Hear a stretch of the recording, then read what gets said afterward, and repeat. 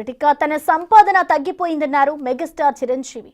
హైదరాబాద్ శివార్లలో Experium nature park ప్రారంభోత్సవంలో CM Revanth రెడ్డితో కలిసి పాల్గొన్న ఆయన యువ హీరోయిన్లతో డాన్స్ పైన ఆసక్తికర వ్యాఖ్యలు చేశారు. చిరంజీవి ఏమన్నారో చూద్దాం.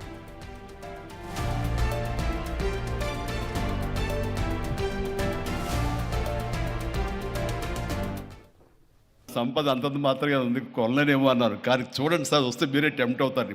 ఇప్పుడు గౌరవ ముఖ్యమంత్రి గారితో పాటు అన్నీ వీక్షిస్తుంటే ఎంత టెంప్టింగ్ ఉందంటే, వావ్, ఇవన్నీ మన ఇంట్లో పెట్టేసుకుంటే ఎంత బాగుంటుంది అనిపిస్తుంది. అంత అందంగా. దీనికి కావాల్సిందని వ్యాపార దృక్పథం కాదు, కళాకారుల హృదయం, కళా హృదయం ఉండాలి.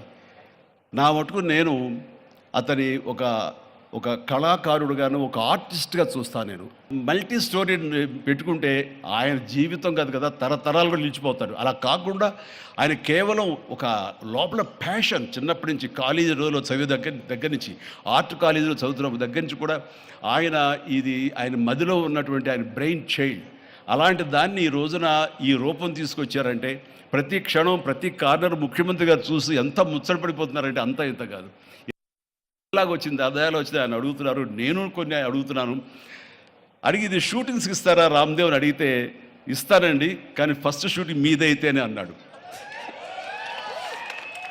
ఇప్పుడు నువ్వు ఆ మాట అన్నావు కదా, ఇప్పుడు కొత్తగా హీరోయిన్ని తీసుకొచ్చి ఆ అమ్మాయితో స్టెప్లు వేయాలంటే ఈ ఎండలో ఎలా ఉంటుందేమో తెలియదు. కానీ ఏదో చలికాలం అయినప్పుడు నెక్స్ట్ చలికాలం అయితే చేస్తానే అన్నాను. ఈలోగా వర్షాలు పడి ఇవన్నీ ఇంకొంచెం పచ్చగా ఉంటాయండి. 1 or 2 years లోపల ఇది అద్భుతంగా ఉంటుంది, కంటికి కనువింపుగా ఉంటుంది చెప్పేసి ఆయన చెప్తుంటే కనుక ఐ కుడ్ ఇమాజిన్. అట్లాగే ఇక్కడ వెడ్డింగ్ ప్లాన్ చేసుకోవచ్చు, వెడ్డింగ్స్ కానీ ఇతర రిసెప్షన్స్ కానివ్వండి.